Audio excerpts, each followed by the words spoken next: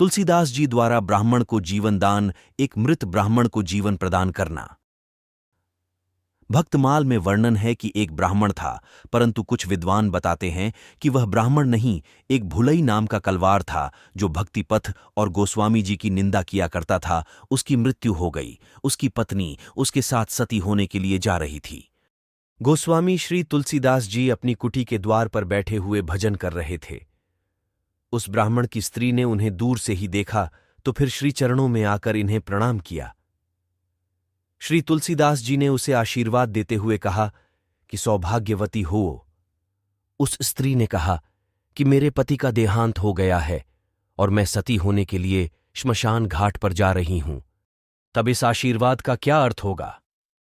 गोस्वामी जी ने कहा कि अब तो मेरे मुख से आशीर्वाद निकल चुका है। यदि तुम और तुम्हारे परिवार के लोग भगवान श्रीराम का भजन करें तो मैं तुम्हारे मृत पति को जीवित कर दूंगा। यदि काल सत्य है तो मेरे प्रभु काल के भी काल है, ये बात भी तो सत्य है।